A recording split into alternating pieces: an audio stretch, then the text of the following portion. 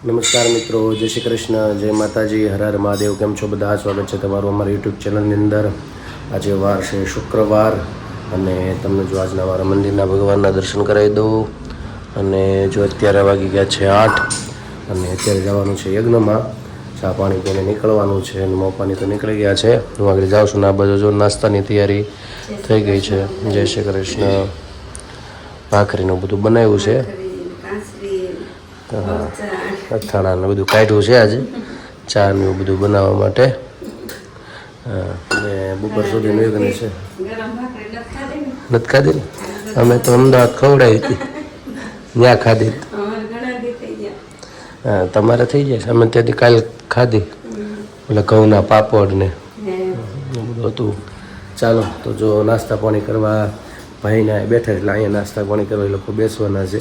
હિંચકાવાનું ચાલુ રાખવું પડે ને એટલે જો કેવા શાંતિથી હોતા છે. જય શ્રી કૃષ્ણ.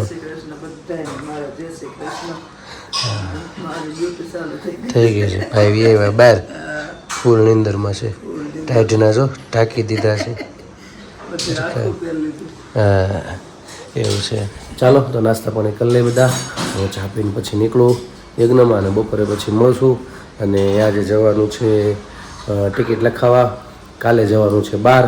ક્યાં જવાનું છે કાલે ખબર પડશે, પણ બપોરે ટિકિટ લખાવવા જવાનું છે તો ખબર પડશે તમને કાલે કઈ જગ્યાએ અમે હું અને જાગુને નીકળવાના છે. તો બસ જો અત્યારે તો 11:30 થઈ ગયા છે અને અમારા બહેનો તૈયાર થઈ ગઈ. આજે એને સ્કૂલમાં જવાનું છે.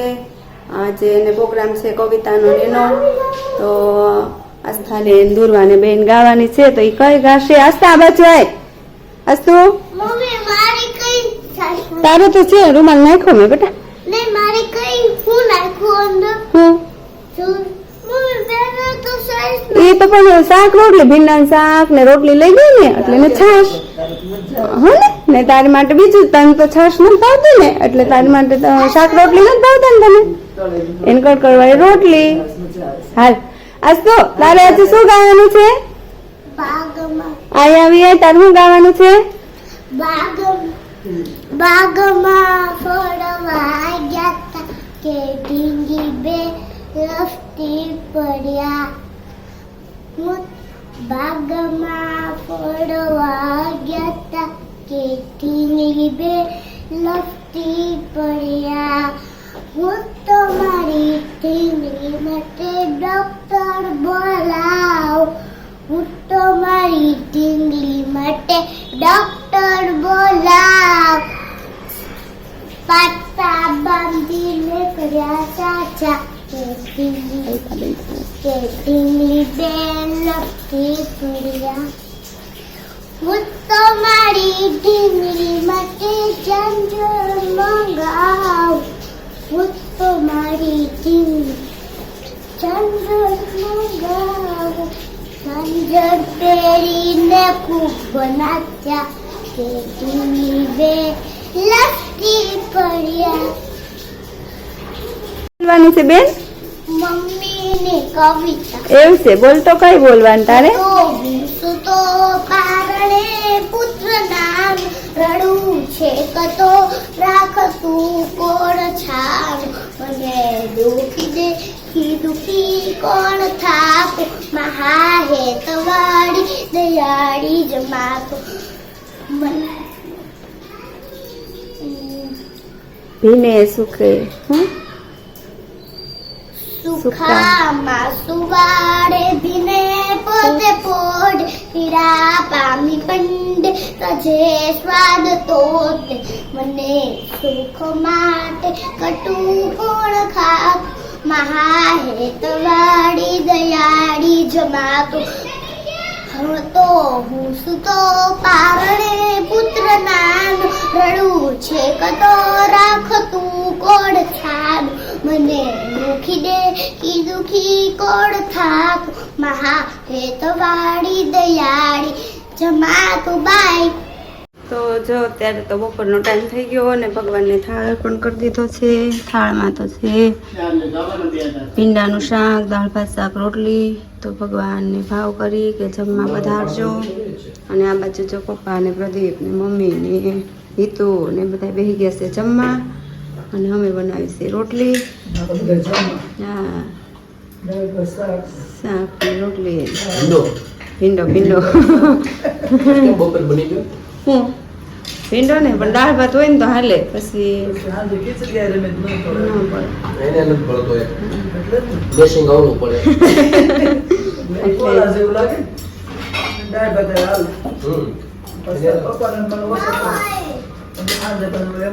બસ બીજું શાક કરવું પડે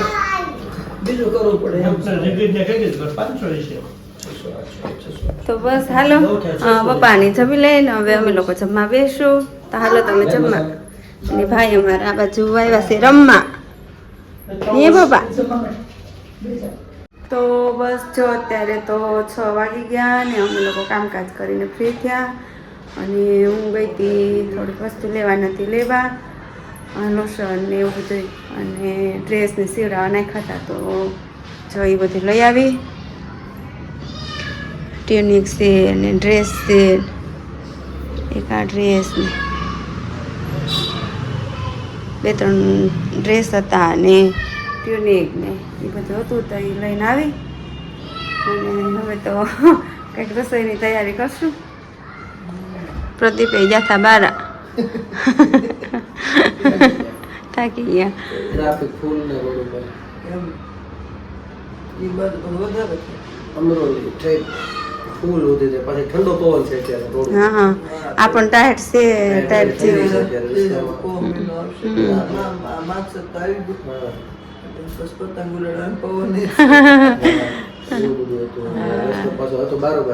ઉષાબેન રહી ને હા એ બાજુ એવું છે અહીંયા જતા પછી કમરમાં દુખાવો છે બતાડવા ગયો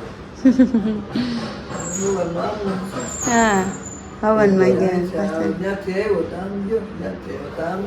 હા એક જરા હુવા નથી બપોર રાત્રે નીંદર આવવાની છે અત્યારથી આવવાની અત્યારથી થોડું થોડું કરવાનું છે સંધ્યા ટાઈમ પછી હુવાય નહીં નહીં અત્યારથી થોડું થોડું કરવા મળે એટલે સાંજે થોડું એડિટિંગમાં વાર નથી લાગતી એ એક્સપોર્ટ કરવું ને ત્યાં સુધી બેહવું પડે એક્સપોર્ટ કરવાનું પાછું અપલોડ કરવાનું બે સમય વગાડે કાલે તો હાવ રેડી થઈ ગયું હતું એટલે 12:30 હુવે છે જેવું પૂરું થાય ને ઉઠી નજર મારી મેં તા તો છેલ્લે આવી રડકી ગયું પાછું પેલે હુઈ ગયું તો સવારે થયું તો સવારે થઈ ગયું પાછું એટલે એમ હેરાન કરે કે મમ્મી રસોઈમાં શું બનાવું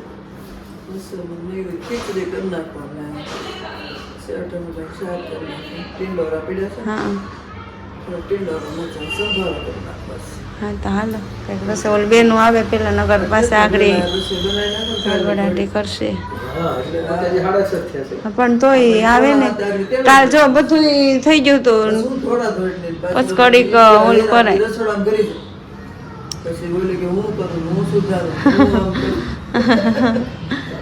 એવું કરે હા મસ્ત ભૂખ કાઢો છે કેમ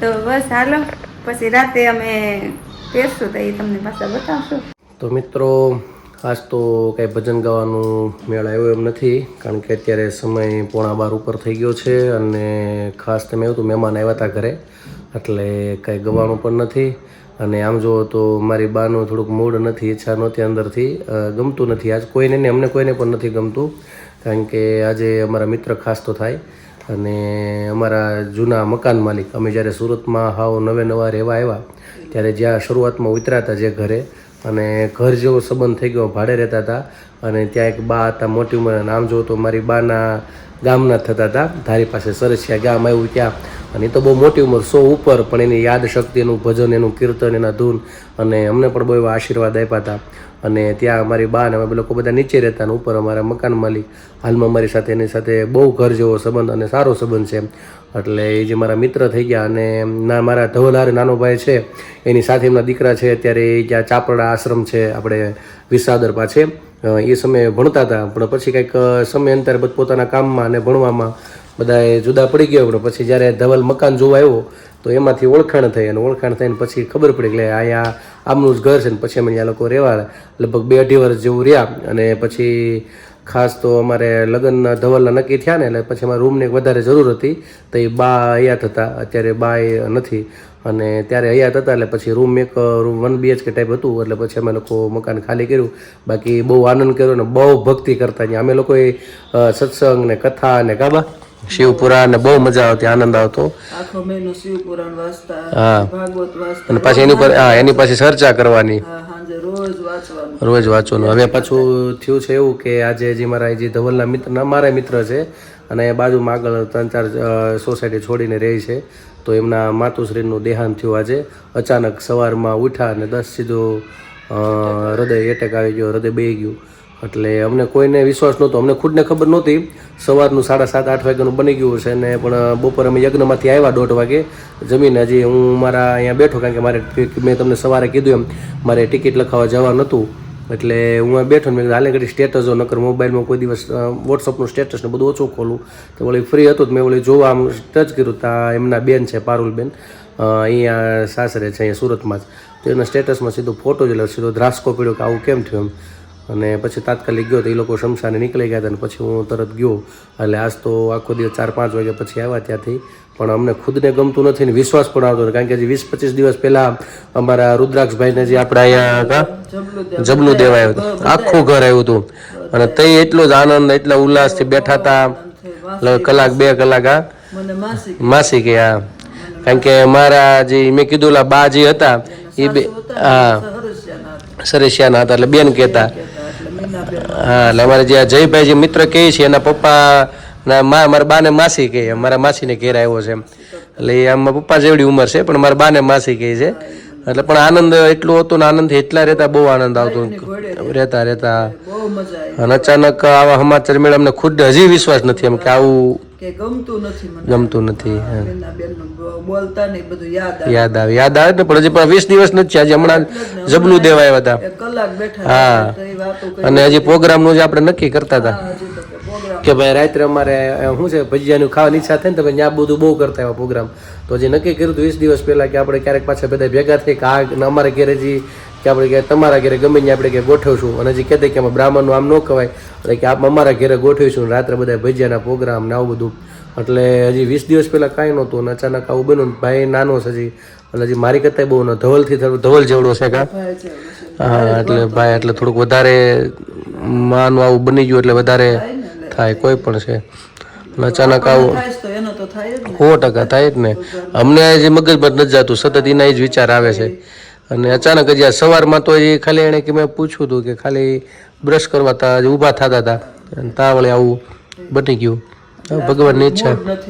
અંદરથી ગમતું નથી, કોઈ નથી ગમતું. હજી મગજમાં એમ જ હાલે કે હજી કે એવું બન્યું જ નથી એમ. ખાલી સ્ટેટસ જોયું આમાં આવે, કારણ કે 1.5-2 વર્ષ રહ્યા. અને પાછા રહ્યા એટલે એવું નહીં, અમારા મકાન માલિક તરીકે નહીં, આમ ઘરની જેમ ભાંડોળા. અને તે પછી સંબંધ એટલે આપણે રાખ્યા એમ. હજી એમને સંબંધ એમ ઘર જો. હજી મને કંટાળો આવે અહીંયા અહીંથી રોડ ઉપર લગભગ આ સોસાયટીની મારે બહાર નીકળો એટલે 5મી-6ઠ્ઠી દુકાન એની છે. આ બધું સેન્ટિંગનું બહુ મોટું કામ સારું છે. મને ઘરે કંટાળો આવે, ઘરે કંટાળો ભલે બહાર તો બહુ બેસવાની મને અમારે કોઈ ટેવ નથી બે ભાઈઓને. એટલે બહાર નહીં બેસવાનું, કાંઈ કામ ન હોય તો ઘરે બેસીએ, પણ બહાર કે રોડે બેસવાને પણ ક્યાંય એવું લાગે કે બહાર જવાની ઈચ્છા થાય ને તો એની દુકાને જઈને બેસું, કારણ કે ત્યાં અમારે સત્સંગ સારો કરી અને આનંદ આવે. પણ આજે આ દુકાન સવારમાં બંધ જોઈતી, પણ આપણને ક્યારેક એવું મનમાં લાગે ને કે કેમ બંધ છે, યજ્ઞમાં જતો હતો ત્યારે. પણ આવું અચાનક બની ગયું એટલે થોડુંક દુઃખ આવી પડ્યું. બસ એટલે આજ કોઈને ગમતું નથી, એટલે મારી બાકી આજ મારાથી ગીત ક્યારના ગોતે છે પણ ઈચ્છા નથી થતી ગાવાની. એટલે પછી આજનો દિવસ નથી ગાતા અને બસ અહીંયા બ્લોગને વિરામ આપી દઉં છું આજે. અને કાલે પાછા મળશું આપણે નવી મસ્તી સાથે, નવી વાતો સાથે. તો અમારી ચેનલ તમે લાઈક કરજો, શેર કરજો, સબસ્ક્રાઈબ કરજો. નવા છો અમારી ચેનલ ઉપર સબસ્ક્રાઈબ કરવાનું ભૂલતા નહીં. અને ખાસ મિત્રો બસ પ્રેમથી અને આનંદથી રહેજો. ક્યારેક ક્યારેક શું બનવાનું છે કોઈને ખબર નથી. અને માતા પિતા હોય તો પ્રેમ આપજો અને પ્રેમ કરજો, કારણ કે ક્યારેક આવું આ શમશાને જાઓ ને તો વધારે કદાચ આપણા પણ અંદર કહી ને આ જે વસ્તુ મેં જો કે ઘણી વખત બધાને અનુભવ થતા હોય, શમશાને જાય ને ઘડીક આપણને વૈરાગ લાગે કા કે આ બધું ભૂલી જાય છે એટલે દુઃખ આવે.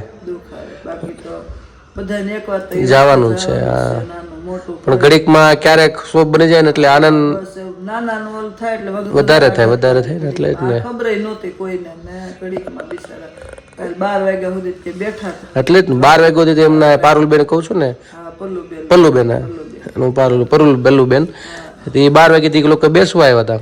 એટલે અચાનક આવું થાય એટલે ખાસ મિત્રો પરિવાર સાથે આનંદથી રહી લેવું, કારણ કે હવેનો સમય એવો છે કે આપણે જે કહેતા ને બહુ આયુષ્ય આ તેને હવે બધું નથી. આ બધું ખોરાક ને બધું વાતાવરણ ને બધું અત્યારે ચારે બાજુ એવું વાતાવરણ બનતું જાય છે. માનસિક પ્રેશર કાંઈક ને કાંઈક આપણે અંદર લઈને ફરતા હોય છે. તો પરિવારથી ક્યારેક ક્યારેક કોને વિખૂટું પડવાનું કે એનું નક્કી નથી કોનું. એટલે જેટલું રહેવાય એટલું પરિવાર સાથે, મિત્રો સાથે, બધા સાથે આનંદથી રહેવું. બસ આ જેટલું પ્રકૃતિ ભગવાને બનાવી છે એને પ્રેમ કરવો, માતા પિતાની સેવા કરવી. ન થઈ શકે તો ખાલી સાથે રહ્યો. સેવા કદાચ કરતાં ન કરી શકો, ન ફાવે, સાથે રહ્યો તો એટલો જ હૂંફ અને આનંદ મળે અને બધા પરિવાર હળી મળી રહે. આજ સાચો પ્રેમ છે. તો બસ આજ કહેવાનું છે ને ઈચ્છા તો નથી એટલે બધું લાંબુ બોલતા ઓલું થાય છે. બસ તો અમારા બ્લોગને વિરામ આપું છું. કાલે પાછા મળશું આપણે. આવજો. જય શ્રી કૃષ્ણ. હર હર મહાદેવ. સનાતન ધર્મની જય હો.